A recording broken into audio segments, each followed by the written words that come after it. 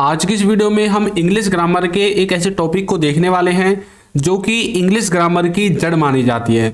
तो चलिए कुछ इन वर्ड्स को, हेल्पिंग वर्ब को क्लियर करते हैं और इंग्लिश सीखते हैं। तो देखिए, सबसे पहले आपको जो भी इसके रूल्स है ना, मैं उसको बता देता हूँ एक बार, क्योंकि बच्चे इसमें कंफ्यूज हो जाते हैं कि किसके साथ कौन सा सब्जेक्ट लगेगा, किसके साथ कौन सी हेल्पिंग वर्ब लगेगी। तो देखिए, जो भी आपका हैज है, वाज है, इज है और डज है, ये जो चार हेल्पिंग वर्ब हैं ये यूज होते हैं आपके ही, सी, इट और किसी व्यक्ति के नाम के साथ।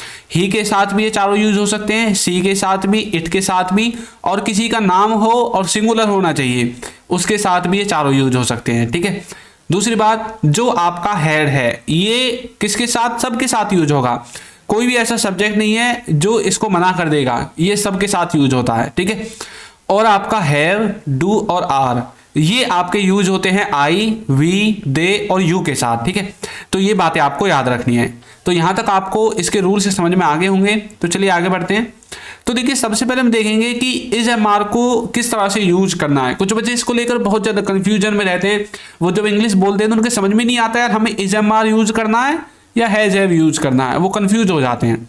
तो देखिए, जो आपका इज एम आर है, ठीक है, इसको जब हम टेंसेज में यूज करते हैं तो इसका जो मीनिंग होता है ना, वो होता है कि कोई व्यक्ति किसी काम को कर रहा है। ठीक है। ये कंटिन्यूटी वाले एक्शंस के जो सेंटेंसेज होते हैं उनको बनाने के लिए यूज किए जाते हैं। अब देखिए कैसे, यहां पर देखिए, ये जो स्ट्रक्चर है ना इसके स्ट्रक्चर में आपको सबसे पहले सब्जेक्ट लिखना है, फिर आपको इज एम आर में से कोई एक लिखना है, ये डिपेंड करेगा कि आपका सब्जेक्ट क्या है। फिर आपको वर्ब की फर्स्ट फॉर्म लिखनी है, आईएनजी लगानी है उसके साथ, और फिर आपको ऑब्जेक्ट लिखना है। देखिए कैसे, वो खेल रहे हैं। ठीक है। वो क्या कर रहे हैं? खेल रहे हैं। तो हमने लिख दिया दे आर प्लेइंग। अब यहां पर ये सेंटेंस में इज एम आर ही क्यों यूज हुआ? क्योंकि ये जो सेंटेंस है ये कंटिन्यूटी वाले एक्शन को दिखा रहा है कि कोई काम अभी हो रहा है। अब किसी ने मुझसे पूछा कि भाई वो कहां पर हैं, मैंने बोल दिया यार वो तो खेल रहे हैं। तो मतलब ये जो एक्शन है ये कंटिन्यूटी वाला एक्शन है। ठीक है। तो खेलने का जो काम है वो भी कर रहे हैं, तो दे आर प्लेइंग। नेक्स्ट है पापा घर जा रहे हैं। तो पापा जी कहां जा रहे हैं? घर जा रहे हैं। घर जाने का एक्शन कब का है? अभी का है, और अभी हो ही रहा है, जाने का काम अभी चल ही रहा है। तो हमें फिर से इज एम आर लगाना पड़ेगा। तो बोलेंगे पापा इज गोइंग टू होम। मैं टीवी देख रहा हूं, मतलब टीवी देखने का काम अभी हो रहा है, चल रहा है। तो मैं बोलूंगा आई एम वॉचिंग टीवी। तो इस तरह से कोई किसी काम को जब प्रेजेंट में कर रहा है, ठीक है, तब आपको किसका यूज करना है? इज एम आर का यूज करना है। तो देखिए, यदि अभी तक आपने हमारे कोर्स को ज्वाइन नहीं किया है तो इसका लिंक आपको नीचे डिस्क्रिप्शन बॉक्स में मिल जाएगा, वहां से जाकर आप इसको ज्वाइन कर सकते हैं। इसमें हमने बेसिक से एडवांस लेवल तक इंग्लिश ग्रामर को कवर किया है। इंग्लिश के सभी क्लास नोट्स आपको मिलेंगे, बच्चों के साथ प्रैक्टिस करने का मौका, A to Z video lectures, practice quiz, course certificate, सब कुछ आपको दिया जाएगा। लिंक मिलेगा डिस्क्रिप्शन बॉक्स में। ठीक है। और कुछ बच्चे बोल रहे थे कि सर हमें ई बुक्स चाहिए, तो इनका लिंक भी आपको नीचे डिस्क्रिप्शन बॉक्स में मिल जाएगा। अब नेक्स्ट बारी आती है हैज हैव के साथ बीन की। अब देखिए, हैज बीन, हैव बीन आपने ये तो देखा होगा, लेकिन कुछ बच्चे ना हैज हैव को लेकर सबसे ज्यादा कंफ्यूजन में रहते हैं। क्यों? क्योंकि उनको पता ही नहीं होता कहां पर कैसे हम इसका यूज करते हैं।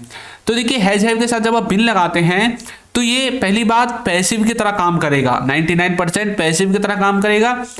और हैज हैव के साथ बीन तो आपका प्रेजेंट परफेक्ट कंटिन्यूअस टेंस में भी यूज होता है, जहां पर आप सिंस और फॉर लगाते हैं, लेकिन उसमें वर्ब की फर्स्ट फॉर्म में आईएनजी लगती है और पैसिव में वर्ब की थर्ड फॉर्म लगती है। तो पीछे आपको देख लेना है, वर्ब की थर्ड फॉर्म है तो ये पैसिव है, वर्ब की फर्स्ट फॉर्म में आईएनजी है तो ये परफेक्ट कंटिन्यूअस टेंस है। इसका हिंदी में मतलब होगा, जब आप इसको पैसिव की तरह देखेंगे, कि किसी काम को किया जा चुका है या फिर कोई काम हो गया है। ठीक है। अब पैसिव का मतलब होता है कि आप सब्जेक्ट पर फोकस ना करके ऑब्जेक्ट पर फोकस करते हैं, और जब ऑब्जेक्ट पर फोकस करेंगे तो ऑब्जेक्ट को सबसे आगे लिखेंगे। तो ये लीजिए, इसका स्ट्रक्चर तैयार है। सबसे पहले ऑब्जेक्ट लिखना है, फिर हैज हैव के बाद बीन लगाना है, फिर वर्ब की थर्ड फॉर्म लिखनी है। देखिए, इंग्लिश को पढ़ाया गया है तो लिखा हुआ है English has been taught. English has been taught, तो इंग्लिश को पढ़ाया गया है। ठीक है। तो इंग्लिश हैज बीन टॉट।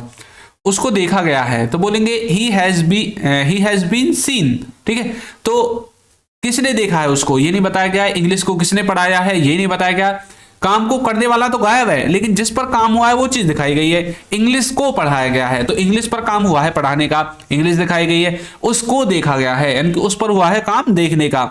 किसने देखा है, किसने पढ़ाया है, ये दोनों बातें यहां से गायब हैं, छुपा दी गई हैं, तो इसलिए इसको पैसिव में रखा गया है। ठीक है, अब जैसे हैज बीन था उसी तरह से आपका हैड बीन भी काम करता है। हैड बीन का मतलब होता है कि कोई काम किया जा चुका था पास्ट में, क्योंकि ये पास्ट के सेंस को बताएगा, पास्ट के सेंटेंसेस को बनाएगा कि कोई काम पास्ट में किया जा चुका था या फिर कोई काम पास्ट में हो चुका था। ठीक है, देखिए किस तरह से। अब ये भी पैसिव में होगा, तो इसका सबसे पहले आपको ऑब्जेक्ट लिखना है, फिर हैड बीन लिखना है, फिर वर्ब की थर्ड फॉर्म लिखनी है। देखिए, काम को किया नहीं गया था, तो किसके द्वारा नहीं किया गया था काम को, ये नहीं बताया गया है, तो इसलिए पैसिव में है। तो बोलेंगे the work had not been done. यहां पर जो द वर्क है ये पूरा का पूरा क्या है, आपका ऑब्जेक्ट है। हैड नॉट बीन ये आपका क्या है, स्ट्रक्चर से आया है, नॉट तो इसलिए लगा है क्योंकि नहीं आ गया है। उसके बाद डन, डू की थर्ड फॉर्म डन। ठीक है, the work had not been done, काम को नहीं किया गया था। नेक्स्ट है मुझे घर भेजा गया था। I had been sent home, I had been sent home, मुझे कहां पर भेजा गया था, घर भेजा गया था। तो इस तरह से आप हैड बीन का इस्तेमाल कर सकते हैं, और हैज हैव बीन का इस्तेमाल प्रेजेंट में, हैड बीन का इस्तेमाल पास्ट में होगा। अब देखिए कई बार हम ऐसा देखते हैं कि हैज हैव के साथ हमें टू लगाने की जरूरत पड़ जाती है। ठीक है, हैज हैव के साथ टू लगाने की जरूरत पड़ जाती है। यहां पर इसका मतलब होता है कि कोई काम करना है, कोई काम क्या करना है, करना है, और वो जो काम है ना वो काम आपके कंपल्सन को दिखाता है कि कोई काम करना जरूरी है, कंपलसरी है। ठीक है, तो इसका जो स्ट्रक्चर होगा उसमें आपको सबसे पहले सब्जेक्ट लिखना है, फिर हैज हैव के बाद टू लगाना है, वर्ब की फर्स्ट फॉर्म लगानी है, और फिर आपको ऑब्जेक्ट लगाना है। देखिए कैसे, उसे देखना है तो बोलेंगे he has to watch, he has to watch, उसे देखना है। उसे पढ़ना है तो बोलेंगे he has to study, he has to study, उसे पढ़ना है। हमें खाना है, वी हैव टू ईट। अब यहां पर जो ये सेंटेंसेज हैं इनका मतलब है कि ये काम करने जरूरी हैं, हमें ये काम करने जरूरी हैं, ये कंपल्सन को दिखा रहे हैं कि भाई हमें ये तो करना ही है। ठीक है, तो इस तरह से आप हैज हैव टू का इस्तेमाल कर सकते हैं। जो हैज है, ये मैंने हैज हैव का इस्तेमाल कैसे करना है पहले ही बता दिया था। हैज का इस्तेमाल होगा ही सी इट के साथ, हैव का इस्तेमाल होगा आई वी यू दे के साथ। ठीक है, नेक्स्ट देखिए, नेक्स्ट है हैड टू। अब जो हमने हैज हैव के साथ टू लगाया था, इसी को यदि हम हैड के साथ लगाएंगे तो यहां पर ये पास्ट का सेंस देगा, और इसका मतलब होगा कि कोई काम करना पड़ा या कोई काम करना पड़ता था। ठीक है, स्ट्रक्चर सेम रहेगा, हैज हैव के स्थान पर सिर्फ आपको हैड को लिखना है। इसमें सबसे पहले सब्जेक्ट आता है, फिर हैड टू, वर्ब की फर्स्ट फॉर्म, और फिर ऑब्जेक्ट आएगा। देखिए, मुझे जाना पड़ा तो बोलोगे I had to go, I had to go. उसे खेलना पड़ता था तो बोलेंगे he had to play, he had to play. मुझे जाना पड़ा, आई हैड टू गो, मुझे खेलना पड़ा, आई हैड टू प्ले, मुझे खेलना पड़ता था, आई हैड टू प्ले, उसे खेलना पड़ता था, ही हैड टू प्ले, तुम्हें खेलना पड़ता था, यू हैड टू प्ले। इस तरह से आप हैड टू का इस्तेमाल करेंगे दोनों सेंसेज में। ठीक है, नेक्स्ट देखिए, नेक्स्ट है आपका सिंपल हैड। यदि हम सिंपल हैड को इस्तेमाल करना चाहें तो इसको हम वहां पर यूज करते हैं जब आपको हिंदी वाक्य के लास्ट में चुका था, गया था, ली थी, दी थी, इस तरह के वर्ड्स मिलते हैं। ठीक है, वहां पर आपको इसे यूज करना है, और ये पास्ट परफेक्ट में यूज होता है। और इसका जो स्ट्रक्चर है उसमें आपको सबसे पहले सब्जेक्ट लिखना है, फिर हेड लिखना है, वर्ब की थर्ड फॉर्म लिखनी है, और फिर आपको ऑब्जेक्ट लिखना है। देखिए किस तरह से, वह आ चुका था तो बोलेंगे he had come, he had come. मैं जा चुका था तो बोलूंगा I had gone, I had gone. उसने खा लिया था तो बोलेंगे सी हैड ईटन। तो किसी ने कोई काम कर लिया था, या फिर कोई किसी काम को कर चुका था, या फिर कोई काम हो गया था, या कुछ ली थी, दी थी, इस तरह के वर्ड्स आते हैं तो आपको हैड का इस्तेमाल करना पड़ता है। नेक्स्ट है वाजवर। जिस तरह से हमने इजमार का इस्तेमाल किया था कि कोई काम यदि कंटिन्यूटी में है और प्रेजेंट का वाक्य है तो इजमार यूज करना है, उसी तरह से कोई काम यदि कंटिन्यूटी में था, कंटिन्यूटी में था और पास्ट का वाक्य है तो हमें वाजवर का इस्तेमाल करना है। इसका मतलब है कि कोई किसी काम को कर रहा था पास्ट में। स्ट्रक्चर में सबसे पहले सब्जेक्ट, फिर वाजवर, वर्ब की फर्स्ट फॉर्म आईएनजी और ऑब्जेक्ट आएगा। देखिए किस तरह से, वो सो रहा था तो बोल दिया ही वाज स्लीपिंग। अब मान लीजिए कि भाई मैं अपने दोस्त के घर गया था उसको जगाने के लिए, और मैंने देखा यार वो तो सो रहा था, तो मैंने बोल दिया यार वो तो सो रहा था इसलिए मैं उसे बुला कर नहीं लाया, तो मैंने बोल दिया ही वाज स्लीपिंग। तो कोई काम कंटिन्यूटी में था।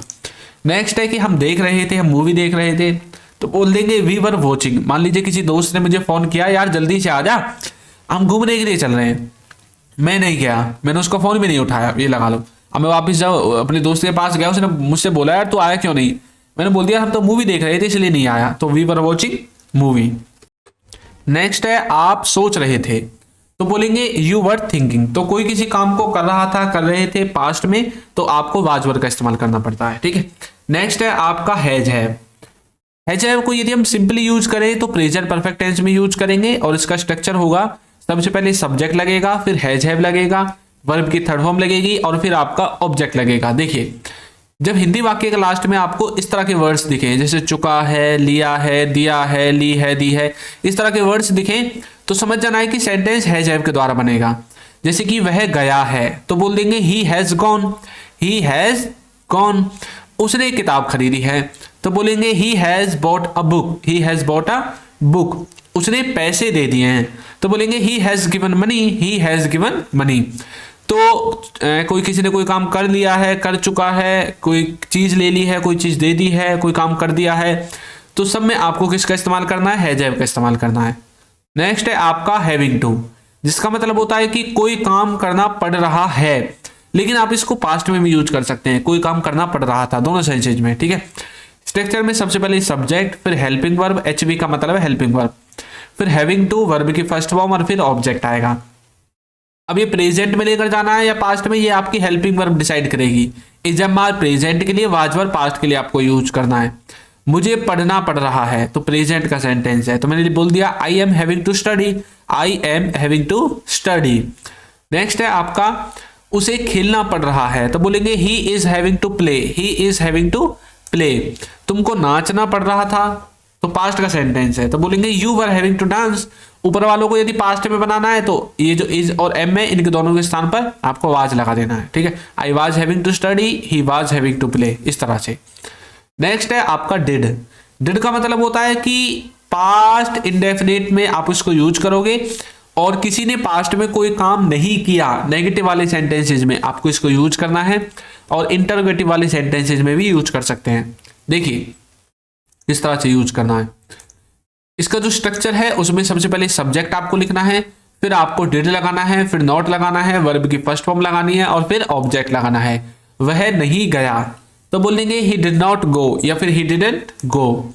आपने नहीं देखा, तो बोलेंगे यू डिडंट वॉच या डिड नॉट वॉच। क्या वे नहीं गए, तो बोलेंगे did they not go, did they not go, क्या वे नहीं गए। नेक्स्ट है आपका डू डज। तो डिड का तो इस्तेमाल हमने किया था पास्ट में, डू डज का इस्तेमाल हम करते हैं प्रेजेंट में, कि कोई कुछ नहीं करता, करती या करते, कोई किसी काम को नहीं करता, नहीं करती या नहीं करते, ठीक है। इसमें आपको सबसे पहले सब्जेक्ट लिखना है, फिर डू डज लिखना है, फिर नॉट लिखना है, वर्ब की फर्स्ट फॉर्म लिखनी है, और फिर ऑब्जेक्ट लिखना है। वह नहीं जाता है, तो बोलेंगे he does not go, he does not go, या फिर ही डजंट गो, दोनों तरह से आप बोल सकते हैं, ठीक है। आप नहीं देखते, इसका मतलब है कि आप नहीं देखते हैं, तो बोलेंगे you do not watch, you do not watch. क्या वे नहीं जाते, तो बोलेंगे do they not go, do they not go, इस तरह से। तो हमारा जो कोर्स है उसका लिंक आपको कहां पर मिलेगा, डिस्क्रिप्शन बॉक्स में मिलेगा। तो आपको वीडियो कैसी लगी है जरूर बताइएगा, और यदि अभी तक आपने हमारे चैनल को सब्सक्राइब नहीं किया है तो चैनल को सब्सक्राइब कर दीजिए, वीडियो को लाइक कर दीजिए, और एक अच्छा सा कमेंट करना बिल्कुल ना भूलें। Thank you.